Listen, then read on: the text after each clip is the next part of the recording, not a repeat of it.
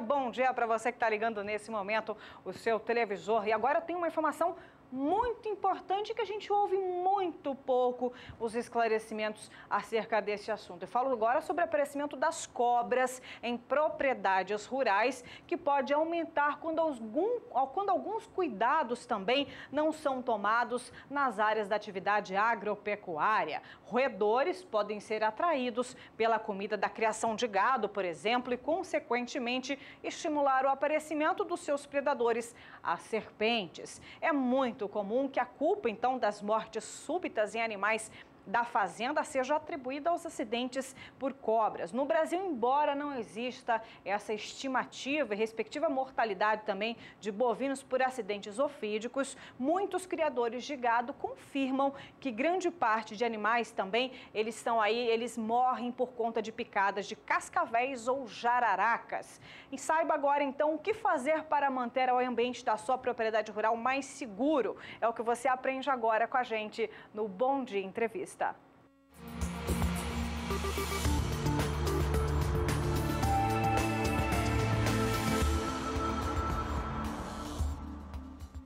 E para falar sobre o assunto, nós estamos recebendo o médico veterinário, toxicologista e pesquisador e também professor de medicina veterinária da Uniderp, Marcos Barbosa. Marcos, é um assunto muito interessante para a gente poder esclarecer nesse momento o pessoal de todo o Brasil, porque cobra é um problema mesmo, né? Bom dia. Bom dia, tudo bem com vocês? E por que acontece isso? Porque, na verdade, com o crescimento das grandes cidades, elas estão ficando sem o lugar, o habitat natural delas, não é mesmo?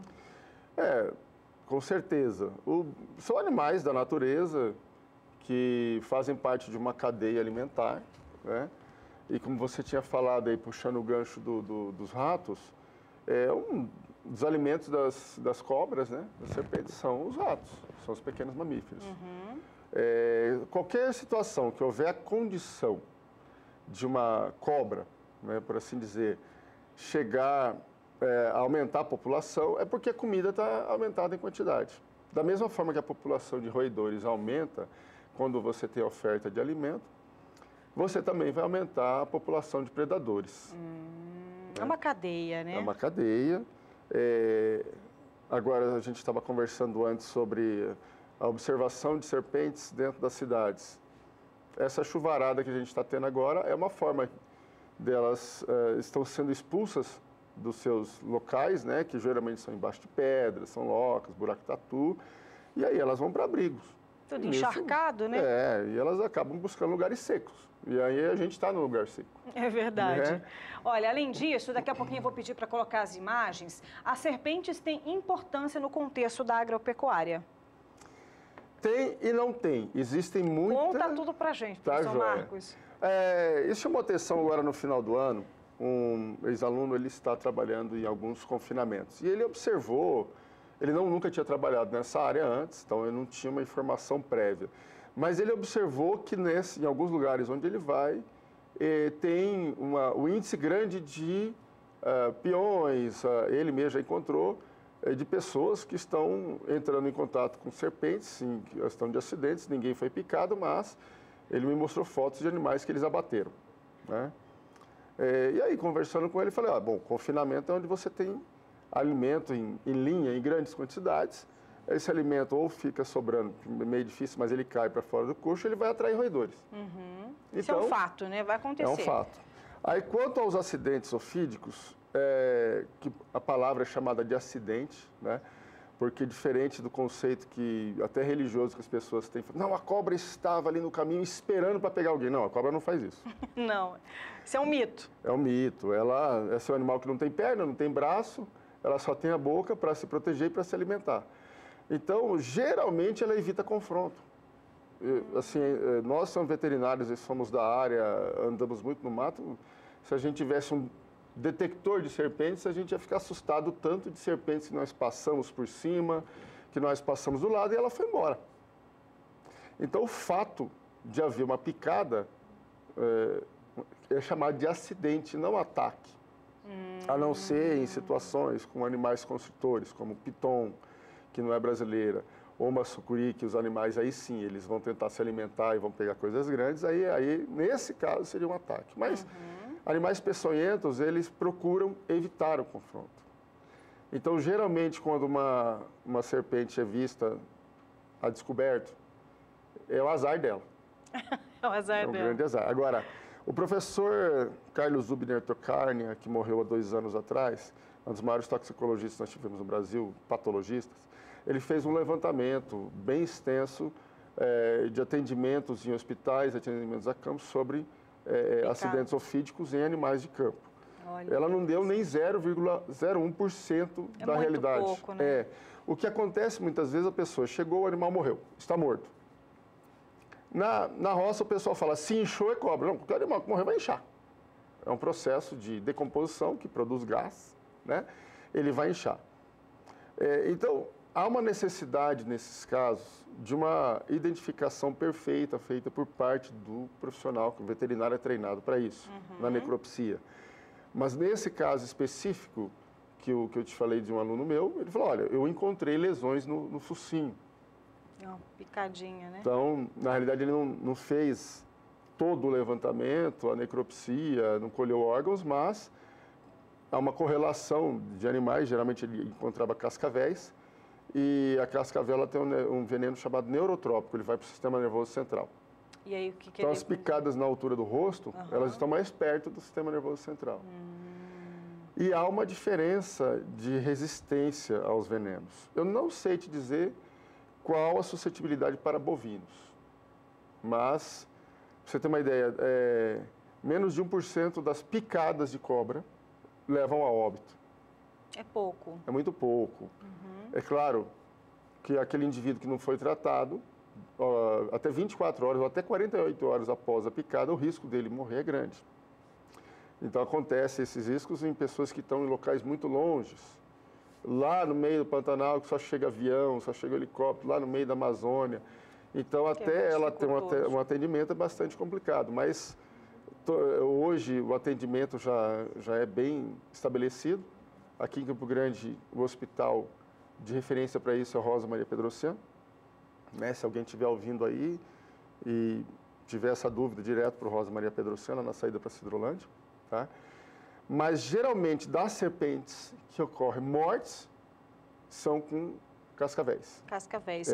E, nesse sentido, os confinamentos estão mais propensos, professor? Você tem observado que nem o seu aluno, confinamento por conta desse alimento em grande escala traz, claro, o roedor e, com isso, o predador, e isso nós não fizemos um levantamento populacional dessas serpentes, mas, em função, empiricamente falando, de quantidade de fotos, e quantidade de animais mortos abatidos, né, pelas pessoas ao longo de um mês, ele chama bastante atenção mesmo. E elas não estão ali porque elas gostam de ração. Elas estão ali porque elas gostam do rato. Então, é possível diminuir a população de cobras de uma fazenda? Existem alguns pequenos cuidados que o produtor pode fazer na propriedade dele? A gente nunca vai saber o tamanho da população por causa do hábito delas. São animais geralmente noturnos. Os ratos também são noturnos. Se escondem, né? Elas se escondem, elas são animais pecilotérmicos, então são animais que de dia, agora, por exemplo, está frio, está fresco para elas vão procurar se aquecer, então quando sai um sol é o momento que você pode encontrar. Mas a gente não tem uma ideia da quantidade de serpentes no local. O controle é sempre a prevenção. Você usar sempre bota, e quando você não tem bota, usar uma polaina, né, que tem aquele cano mais forte. Que vai proteger, né? Se você estiver numa área que há possibilidade de ter cobras, né, muito tronco caído, o que a gente observa muito assim, sabe, aqueles restos, entulhos. Um resto de construção, tem uma telha aqui, mas geralmente você vai levantar ele... Aí tem uma surpresa. Exatamente. Dentro de casas abandonadas ou casas que ficam muito tempo fechadas. Pode ter 2 tipos de serpentes, venenosas, peçonhentas, na realidade, porque veneno, por exemplo, um sapo venenoso, a gente chama de a substância química que causa lesão, é veneno. Ele não inocula. Ele não tem dentes, não tem ferrões para inocular. As serpentes, elas usam os dentes como inoculador, então a gente chama de peçonha. Peçonhenta. Então, nesses locais, animais, as serpentes, né, nesses entulhos, podem ser peçonhentas ou não. Olha que interessante. Mas o ser humano tem um medo ancestral, né? Viu uma serpente, a gente sai correndo. Inclusive, eu tenho aqui uma imagem que foi feita numa fazenda, que inclusive a Cidiana Pellegrini enviou pra gente. Vamos dar uma olhadinha? Não esse, pessoal, daqui a pouquinho a gente mostra esse das fotos, mas eu tenho um vídeo que foi enviado da fazenda. Ai, deixa eu ver o nome da fazenda. Você lembra o nome da fazenda? Acho que foi você que enviou pra gente, Marcos. Eu acho que foi a Cidiana. Foi a Cidiana. É uma última São Geraldo. Dá uma olhadinha o que o pessoal se deparou lá na Fazenda São Geraldo, pode colocar na tela. Olha só quem tá aqui, ó. A jiboia. A jiboia. Essa não é peçonhenta. Não é, mas ela é feia pra caramba, né, professor? É relativo, assusta. eu acho o animal, olha o tamanho. Não, isso aí já olha o tamanho dela. Peraí, isso daí já tá, não é mais jiboia, tá não. Tá grande, né? Isso aí daí não é uma jiboia, não. A cabeça parece uma jiboia, tá vendo? Ela quietinha, tá dormindo, né? Esse animal é bem grande, o corpo dela ali que chama atenção. E aí, você vai trabalhar, de repente você abre o galpão e se depara com esse pequeno animal, o que fazer, professor? Dá medo, eu dou um grito, na primeira eu grito. Olha, esse padrão aí já é de uma piton, viu? É bem estranho esse animal, teria que olhar melhor. A cabeça de uma jiboia. Mas tudo bem, vamos lá. Esse animal é um animal constritor, ele pode...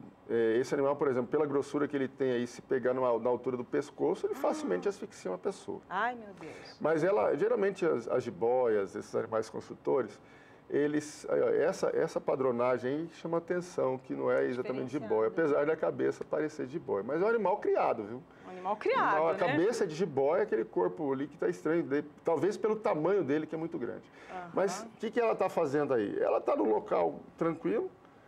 Tem dica para proteger os animais e funcionários nesse sentido? Tem gente que cria jiboia exatamente para se livrar de ratos e pombas, por exemplo. Olha lá. É um animal que geralmente as pessoas deixam em galpões e como há uma reserva de alimento sempre grande para eles ali, eles ficam lá. E tem algumas pessoas que não têm medo, elas até têm uma relação, a jiboia conhece eles. Mas, de qualquer forma, um animal com fome desse daí a constrição dele é bastante forte. Diferente de uma sucuri também, a jiboia é do grupo das constrictoras, elas não têm venenos. A piton reticulada, que é uma cobra se ela que não tem no Brasil. Ela ataca, machuca? Elas podem morder, mas não tem peçonha. Inclusive, é uma das estratégias. Ela morde, né, e vai jogando as voltas. Então, é bastante forte. Você segurar uma dessas aí, quando ela pega o braço, você sente ela apertar mesmo.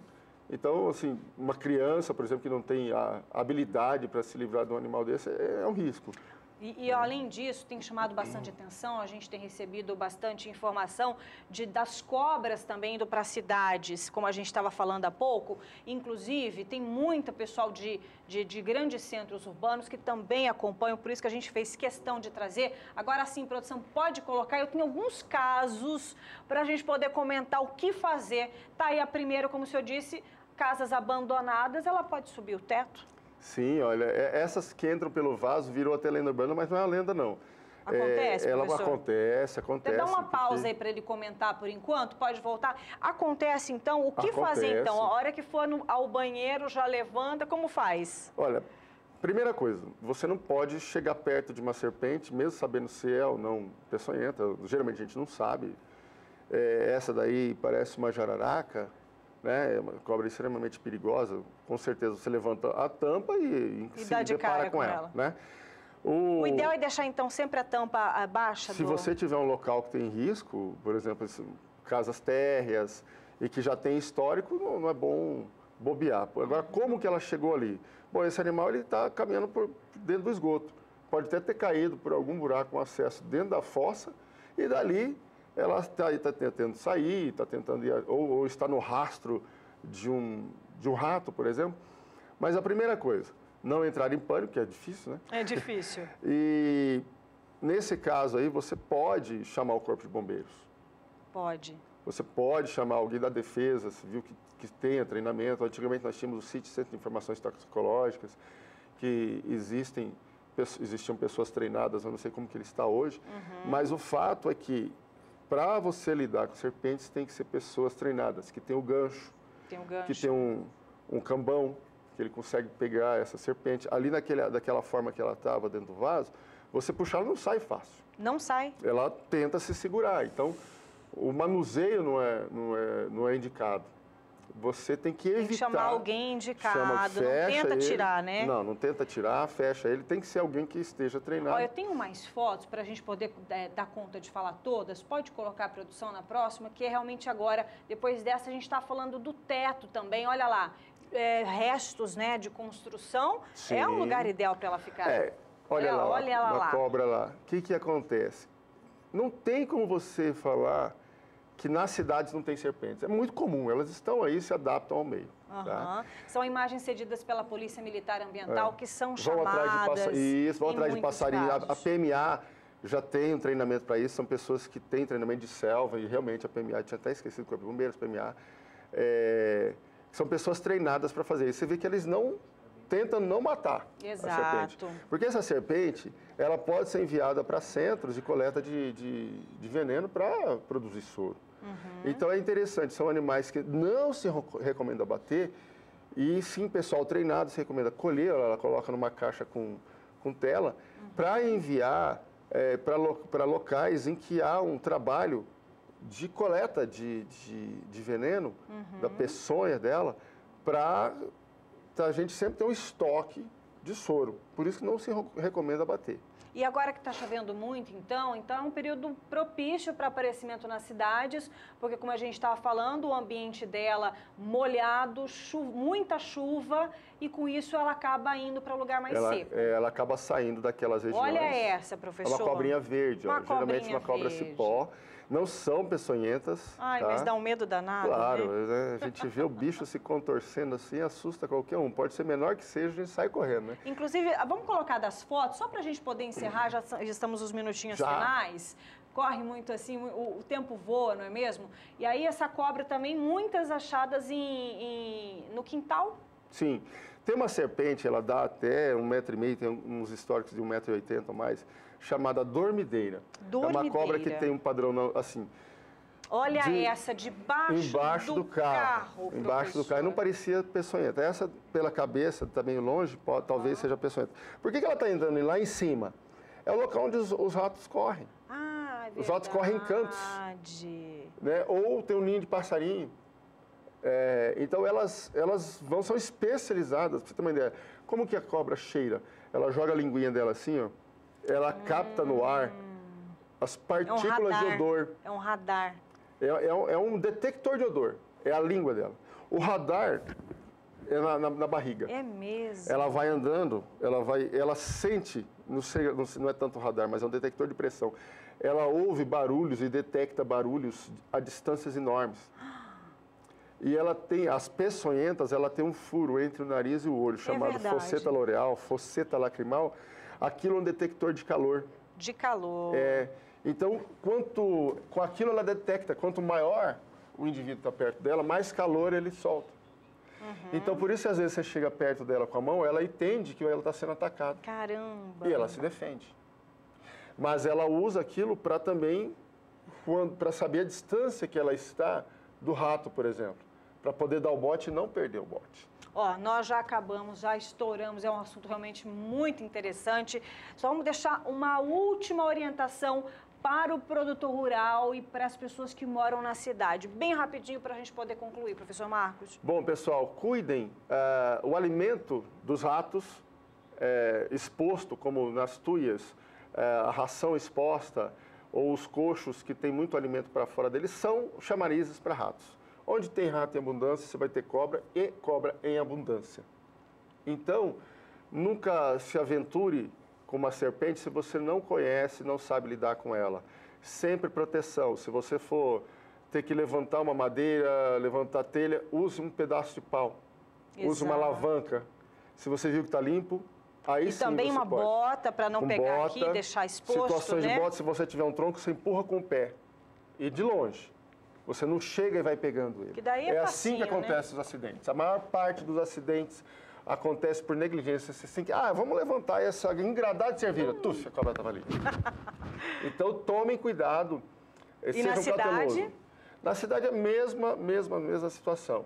E se você deparar com uma serpente, ligue para a PMA, ligue para o Corpo de Bombeiros, que eles vão lá, pegam essa serpente viva mesmo e levam ela para locais para fazer soro. E a gente precisa sempre